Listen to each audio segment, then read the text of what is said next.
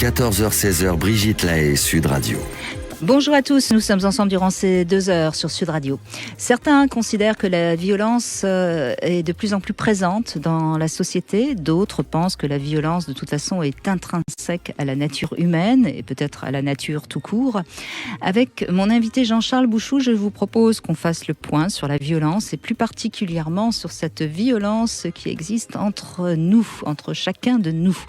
Au fond, est-ce que c'est pas normal d'être de temps en temps agressif, d'être en colère, de se défendre quand on se sent attaqué ou blessé? Et en même temps, est-ce pour autant normal de se laisser emporter par notre agressivité? C'est pas si simple tout ça. Jean-Charles Bouchou évoque dans son dernier livre, et qui est franchement formidable, ce qu'il appelle les violences invisibles. Et il pourra nous expliquer dans un instant de quoi il s'agit. Et puis peut-être qu'ensemble, on va essayer pendant 2 heures d'améliorer un tout petit peu la société. On fera notre part, comme on dit. Et puis, est-ce que ça commence pas d'abord par une meilleure compréhension de soi-même, de nos ressorts qui peuvent être parfois violents? Et au fond, est-ce qu'on ne devrait pas d'abord éviter la violence avec nous-mêmes et puis ensuite avec nos proches? Et puis est-ce qu'on ne devrait pas aider nos enfants à comprendre que la violence, elle est là, partout? Je vous propose en tout cas de nous rejoindre et pour ça vous nous appelez au 0826 300 300. Bonjour Jean-Charles Bouchou. Bonjour Brigitte, bonjour à tous. Alors vous êtes l'auteur de ce livre Les violences invisibles aux éditions Le Courrier du Livre. Vous parlez de la violence dans le couple dans ce livre, mais vous parlez aussi de la violence qui est un peu partout. Donc vous avez une tâche difficile pendant 2 heures d'essayer de contrecarrer cette violence. Oui, donc je parle de la violence dans le couple, je parle de la violence dans l'enfance, je parle de la violence au travail beaucoup, énormément au travail, puis de la violence dans notre société, parce que notre société est très violente. Mais je parle des violences invisibles, parce que les violences visibles, on les connaît, on sait qu'est-ce qu'elles sont, et elles ont leur fonction, hein. La violence peut être fédératrice. On l'avait vu hier auprès d'un monsieur, avec un monsieur belge, je crois, qui avait fédéré autour de lui et autour de son camion à frites, après qu'il ait subi des violences de la part du village où il était rentré. Enfin, des violences, des difficultés en tout cas. De s'intégrer, oui. Ouais. Donc la violence, à un moment donné, c'est une bonne chose. On rentre dedans. En plus, c'était un rugbyman. Donc voilà, là, il y a de la violence. Mais c'est pas les violences invisibles que j'évoque dans ce livre. D'ailleurs, les enfants, évidemment, il y a une violence entre eux. Ça porte un nom, ça s'appelle le jeu. On joue aux gendarmes, aux voleurs, et à un moment donné, on va trop loin.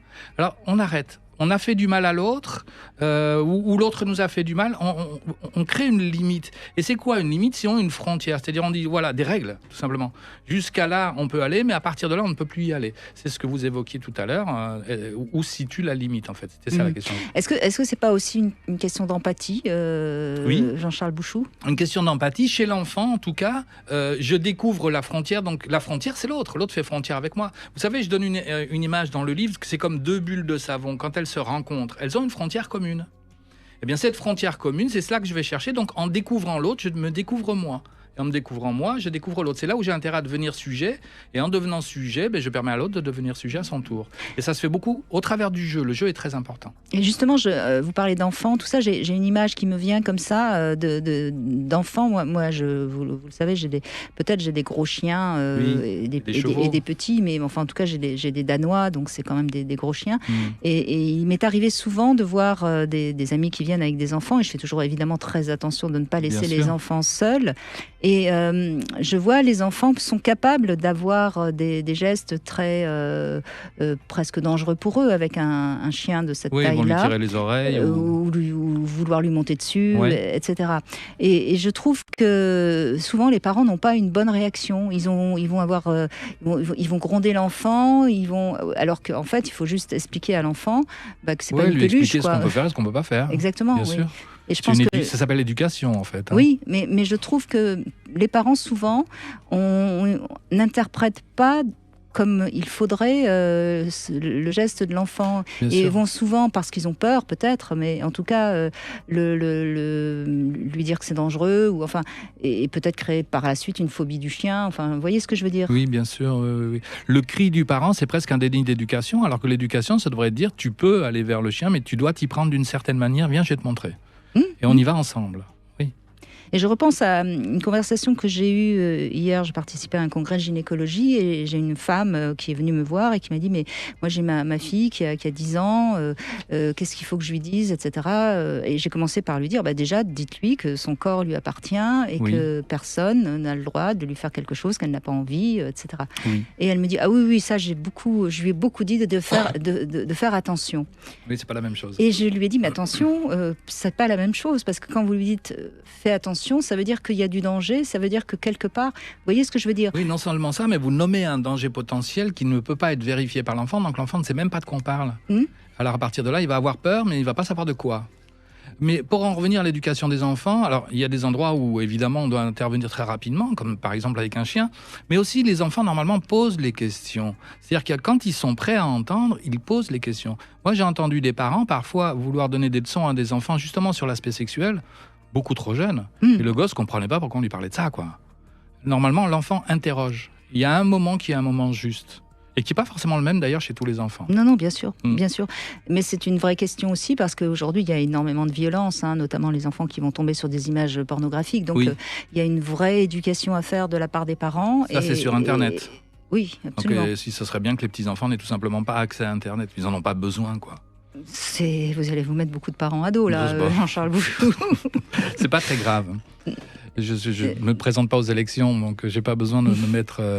dans les petits papiers qui que ce soit. Non, les enfants, enfin moi je me rappelle quand j'étais petit, on se faisait gronder parce qu'on rentrait jamais à la maison.